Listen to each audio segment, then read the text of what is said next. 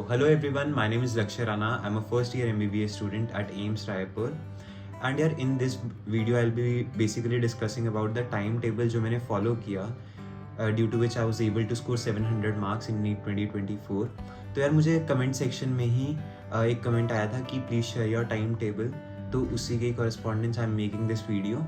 तो अगर आपको भी ऐसे कोई भी मतलब लगता है कि आपको कुछ ज़रूरत है नीट से रिलेटेड किसी भी कंटेंट की, then do comment in the comment section, तो मैं उसके बेसिस पे कुछ वीडियो बना सकूँ.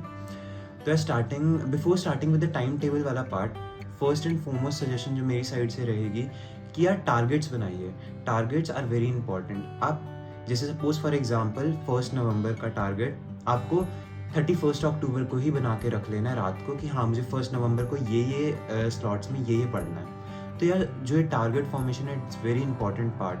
अगर आप टारगेट्स बनाते हो ना तो आपको ज़्यादा हेल्पफुल रहता है. अगर आप उसी दिन आप टारगेट्स बनाने बैठोगे ना तो आपका बहुत टाइम जाएगा. से फॉर एग्जांपल आपने कोई स्लॉट रखा 2 घंटे का जिसमें आपने सोचा कि मैं फिजिक्स पढ़ूंगा, पर आपको ये पता ही नहीं कि फिजिक्स में पढ़ना क्या है, तो इट्स ऑफ नो यूज़. आप पहले आधा घंटा उसी पे वेस्ट कर दोगे क्या पढ़ें. तो इट्स बेटर कि आप पहले ही अपना जो भी मतलब पढ़ना है उसको एक रात पहले ही लिख के रख लो कि हाँ ये सब करना है. तो यही था मेरा सबसे पहला पॉइंट, और ये सबसे इम्पॉर्टेंट पॉइंट है यार.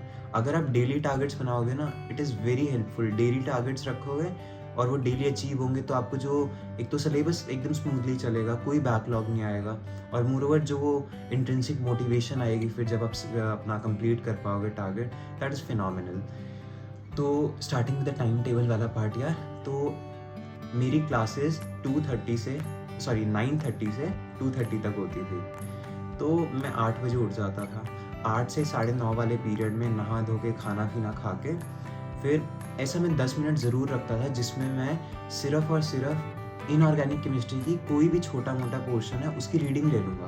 Because inorganic chemistry is all about कितना आप रीड करते हो, कितना आई वुड से क्राम कर पा रहे हो, और वो क्रामिंग पावर आपकी तभी बढ़ेगी जब आप उसे रेगुलर बेसिस पे रिवाइज करेंगे. तो ऐसे 10-15 मिनट सुबह के टाइम आप निकाल सकते हैं जब आप इनऑर्गेनिक केमिस्ट्री पढ़ें, क्योंकि इस टाइम आप एकदम रिफ्रेश्ड होते हैं, उठे हैं अभी सो के, नहा धो के, खाना पीना खा के, तो आप उसको रिवाइज कीजिए. तो इसके बाद मैं 9:30 बजे चला जाता था. 2:30 पे I was done with my classes. 2:30 के बाद 3 बजे तक मैं घर पहुंचता था. I was completely exhausted. Classes attend करने के बाद, हाँ let me make it very clear, अगर आप क्लासेस ढंग से अटेंड करोगे तो आप थकान महसूस होगी आपको, दैट्स फाइन. तो उसके बाद अराउंड 3:30 तक मैं खाना खा के 3:30 से 4 बजे तक ये आधे घंटे के ड्यूरेशन का मैं नैप ज़रूर लेता था. अब यार यू बीइंग मेडिकल स्टूडेंट्स आपको पता होगा कि सबसे best way to relieve your stress is taking a short nap. तो आप नैप ज़रूर लेना. अगर ऐसा ज़रूरी नहीं है कि सबको नैप की ज़रूरत पड़ती है, कुछ स्टूडेंट्स बिना नैप के बहुत ज़्यादा एक्टिव रहते हैं पूरे दिन, तो दैट्स फाइन. पर नैप मेरे लिए मतलब it was very important for me. तो मैं नैप लेता था, एकदम रिफ़्रेश हो जाता था उससे. एंड येस, अगर मैं नैप बोल रहा हूँ तो ये मत बोलना कि वीडियो में बोला है कि नैप लेनी है तो आप 3-3 4-4 घंटे सो रहे हो. ये नैप नहीं होती. Nap in itself is a short duration. अगर आप आधे घंटे से ऊपर की नैप ले रहे हो तो आप टाइम वेस्ट कर रहे हो. आधे घंटे से ऊपर की नैप नहीं लेनी. अगर 3:30 बजे सो रहे हो, एग्जैक्ट 4 बजे अलार्म जब बचे तो उठो. ऐसा नहीं कि आप स्नूज़ करते जा रहे हो अलार्म को कि थोड़ी देर में उठेंगे, 5 मिनट और 5 मिनट और. वो कब 5-5 मिनट करके पूरा साल चला जाएगा आपको पता भी नहीं चलेगा. तो नैप लो, पर वही है सिर्फ आधे घंटे की, 15 मिनट की, उससे ज़्यादा नहीं लेनी. फिर मैं उठता था. अब 4 बजे उठा तो 4 से 6 मेरा पहला स्लॉट रहता था कि मुझे फ़िज़िक्स का पोर्शन करना है. अब फिज़िक्स का मैंने इसलिए रखा था सबसे पहला स्लॉट बिकॉज क्या होता है ना, फिज़िक्स में थोड़ा सा ज़्यादा आपको माइंड को इन्वॉल्व करना पड़ता है. तो अभी जैसे नैप लिए तो आई वॉज़ वेरी रिफ्रेश्ड, तो इस पीरियड में मैं ज़्यादा इफेक्टिव रहता था. तो मैं फिज़िक्स का कर लेता था सारा, क्वेश्चन प्रैक्टिस कर ली, या जो भी मेरे टारगेट्स थे, टारगेट जो भी आप बनाओगे वो इस स्लॉट में कर सकते हो. 4 से 6 में फ़िज़िक्स करने के बाद अराउंड 15 मिनट का मैं ब्रेक लेता था जिसमें यूजुअली मैं थोड़ी वॉक करता था. यार अब नीट का exam is a sort of marathon, तो आपको लॉन्ग टर्म देख के चलना है, क्योंकि 2-3 या उससे भी ज़्यादा साल तक आपको इसकी प्रिपरेशन करनी पड़ती है. तो लॉन्ग टर्म में आपको अपनी हेल्थ का भी इक्वली ध्यान रखना है. तो ये 15 मिनट जो आपको मिल रहे हैं इसमें आप थोड़ा वॉक करेंगे ना, आप और ज़्यादा मतलब एनर्जेटिक फील करेंगे. तो वॉक ज़रूर कीजिए. सिर्फ 15 मिनट ये जो टाइम निकाला इसमें वॉक कर लो. साथ में अगर किसी से बात करनी है फ़ोन पे बात कर लो, वॉक करते करते वॉक ज़रूर करो। अब 15 मिनट से ऊपर ये एक्सटेंड नहीं होना चाहिए। 6:15 पे एग्जैक्ट आप वापस अपने स्टडी टेबल पे आओ। 6:15 से 9:15 तक मेरा नेक्स्ट स्लॉट होता है जिसमें मैं केमिस्ट्री का पोर्शन उठाता था। केमिस्ट्री में अपना जो कुछ भी मेरा रहता था वो सब कंप्लीट करने के बाद अब 9:15 से 12 बजे तक मेरा नेक्स्ट स्लॉट होता था बायो का। अब यार ये जो स्लॉट्स हैं ना, इनकी ड्यूरेशन कैन वेरी। अब किसी को फिजिक्स में ज़्यादा टाइम लग रहा है तो थोड़ा फिजिक्स में एक्सटेंड कर सकते हो, कोई उसमें बुराई नहीं है। बट द पॉइंट इज कि अरे कहना क्या चाहते हो?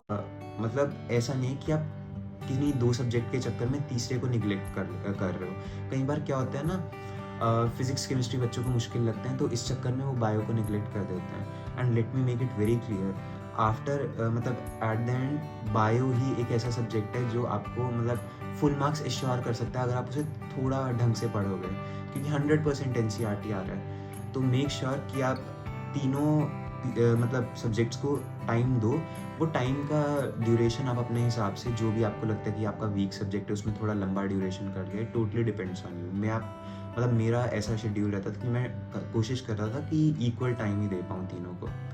तो अराउंड 12 बजे तक मैं अपना बायो का पोर्शन कर लेता था। अब 12 से 1 वाला जो पीरियड है ये आपके पास दिस इज़ मतलब लास्ट स्लॉट और ये वेकेंट स्लॉट है। इस स्लॉट में you have to do, it's a responsibility I would say, कि जो भी आपके बैकलॉग्स बचे हैं अपने बैकलॉग्स कंप्लीट करें। बैकलॉग्स एक्यूमुलेट होते जाएंगे, देन एंड में वही is the main source of tension, depression, stress. तो मेक श्योर कि आप ये जो डेली का 1 घंटा मिल रहा है इसमें आप अपने बैकलॉग्स कीजिए। Don't try to do your backlogs in that time period जिसमें जो आपने मतलब सब्जेक्ट्स के लिए रखे हैं। अगर आप उसमें अपने बैकलॉग्स करने चलोगे, जो अभी क्लास में चल रहा होगा वो आपका फ्यूचर में फिर बैकलॉग बनेगा। तो अभी जो चल रहा है उस पर सबसे मेन फोकस रखिए, और जो 1 घंटे का पीरियड है उसमें जो पिछला बचा है वो छोटा थोड़ा पोर्शन करते जाइए। 1 घंटे में कुछ नहीं होता, बट स्टिल आप मतलब थोड़ा पोर्शन करेंगे तो वो आराम से होगा। ऐसा नहीं है कि you are the first one जिन्हें बैकलॉग हो रहा है, हमें भी हुआ था, हर किसी नीट एस्पिरेंट को होता है। बट वही है हाउ यू मतलब give time to complete that backlog, वही एंड में डिफरेंस क्रिएट करता है। तो वो 1 घंटे में आप अपने बैकलॉग्स पे ध्यान दीजिए। अगर बैकलॉग्स नहीं है तो go with some question practice, या कोई टेस्ट वगैरह वो दो, या टेस्ट सीरीज़ आ रही है उसके लिए प्रिपेयर कर लो। और ये जो 1 घंटा है इसमें एक 5 मिनट का स्लॉट ऐसा निकालिए जिसमें आपके जो भी टारगेट्स थे उन पे टिक लगा लो कि हाँ I was able to complete all these targets.